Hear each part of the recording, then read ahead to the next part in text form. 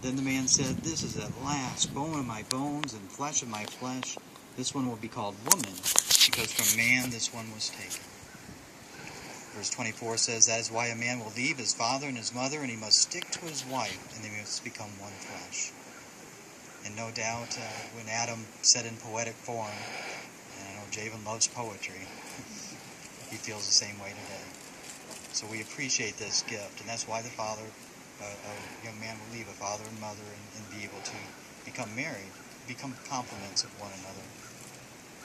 Since Jehovah is a God of love, and he's considered a happy God as well, honorable marriage can reflect those same qualities of love and happiness, and we want to be able to display those in marriage.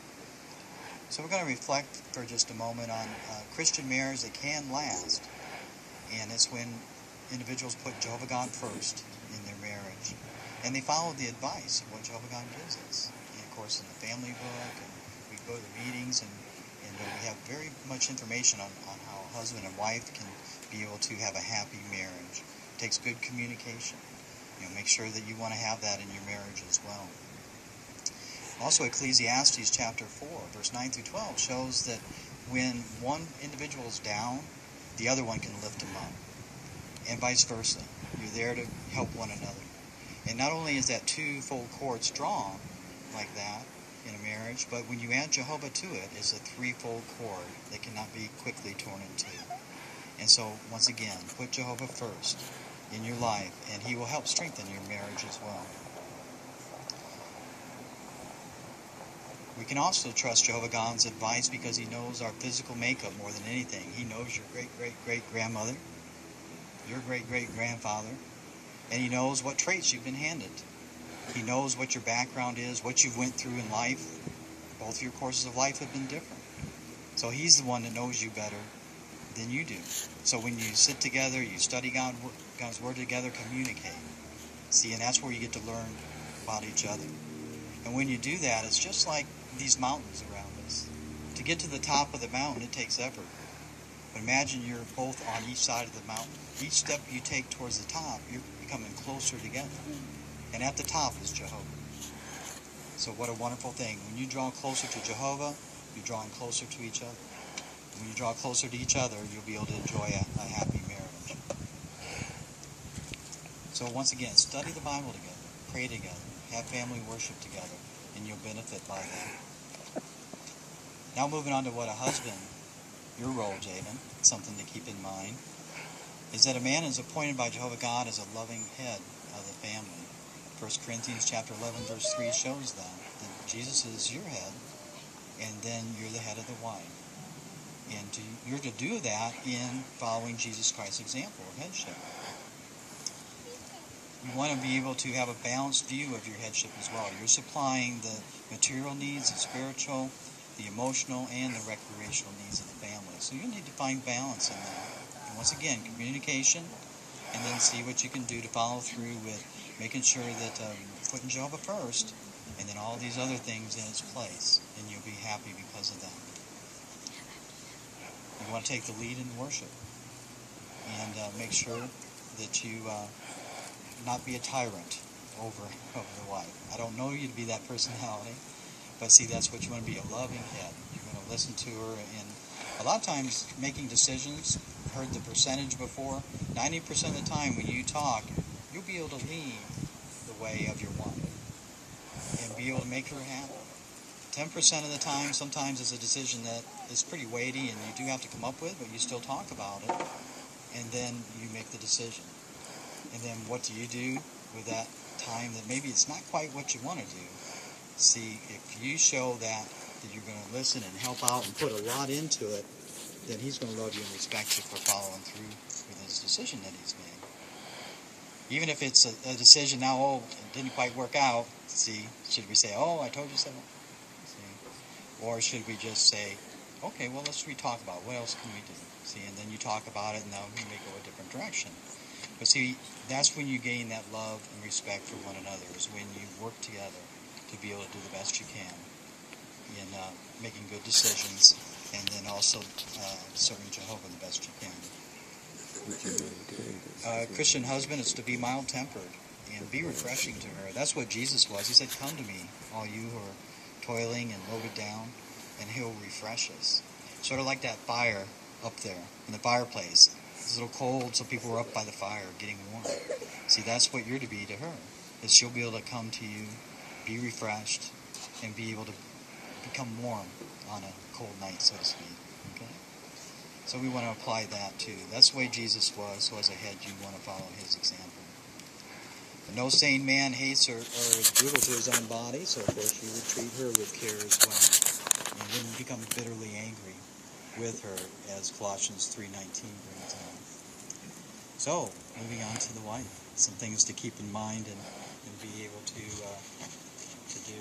Ephesians chapter 5 has a lot of advice for both the husband and the wife to be able to do. And we're going to reflect on that in a moment. But the wife's role is an honorable one.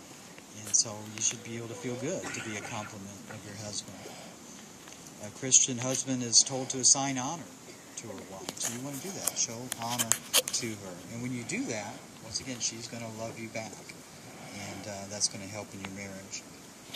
As a compliment, the wife is not a slave or inferior person. But when you recognize the headship principle, your marriage will be a success and happiness. And Jehovah's going to bless your efforts because he sees you're listening to Jehovah's commandments, you're listening to Jesus' commandments because you're being a compliment of him and being in subjection, as the scriptures speak of. I'm going to try to turn to Ephesians chapter 5.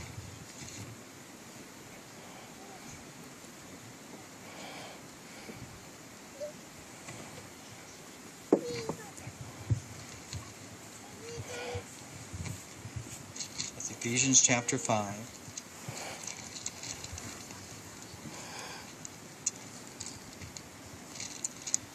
And in verse 22 it says, let wives be in subjection to their husbands as to the Lord, because a husband is the head of his wife, as the Christ who is head of the congregation, he being the Savior of his body.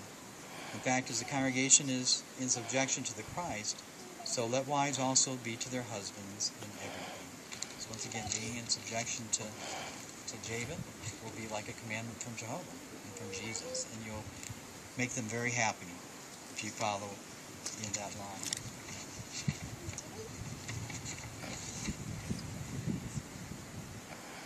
Now, wives should have deep respect for their husband, and that goes along with talking things out, listening, and whatever decisions he finally makes that final decision. You'll work with to make sure that it can come out to be a success. So we appreciate that. You can also contribute much to a pleasant, happy home, and one way you can do that is also compliment one another. You call each other dear, darling, things like that. That's like putting a picture on the wall of your home. It's decorating your home. And so you come home from work and you've got your home decorated. It's refreshment. See, we want to do that with one another, showing love towards one another.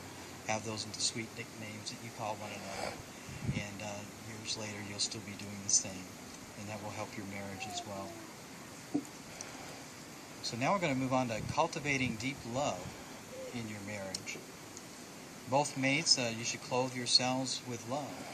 That's what Colossians chapter 3, verse 12 to 14 brings out. It's clothing yourselves with that perfect bond of union. It's forgiving one another. So when one of you makes a mistake, see, you're ready to say, oh, I'm sorry. And the other one's ready to forgive. See, in weeks go down the road and oops, they make the same mistake. See, we don't keep count of the injury. Well, that's the 5th time this month. See, that's something that we don't do. We don't keep account of the injury. We're willing to forgive, and that will definitely make for a loving marriage. And once again, just as you are wearing beautiful garments now, see, clothe yourselves with love. And when you do that, not only will you be happy in your family, but those around you, you go to the congregation, you'll be very loving with them, they'll be very loving with you, and that will be encouraging to you, because they'll want to attend more meetings, you'll want to be in the ministry with others as well. You want to be able to set time daily to talk together, that good communication, whether it's taking a walk, whether it's in your living room, wherever you guys are comfortable talking, you want to be able to do that. And that way that you can get on the same page and be able to make sure that everything goes as smoothly as possible. We also want to make sure that you show kindness towards one another in little things, and that will go a long way too. You'll be able to keep growing in love with one another. Doing this will strengthen the marriage because love never fails, and we can appreciate that gift from Jehovah. Now for your names, special names here. When we were naming Javen Andrew Hostetler, Javen was a great-great-grandson of Noah, and he was known as a mighty warrior for righteousness. At a time when Nimrod was a poser of Jehovah, he stood in as a mighty warrior for righteousness. The name Andrew meant little king. So putting it together, Javen was always my mighty warrior, little king. And his initials spelled Jah, which is very special as well. Melinna, ma'am, her initials M-A-M. Much respect there in ma'am. Now her initials will be Ma, M-A-H. They didn't want me to leave out their little dog, Lily. So their initials is Mala, Jamala. Jamala. Say that 3 times and it'll be like the reception, Jamalat. It's Jamala. So we're going to be using their names for the wedding vows. And they're going to be repeating after me. So if the witnesses here would like to stand as we do the wedding vows.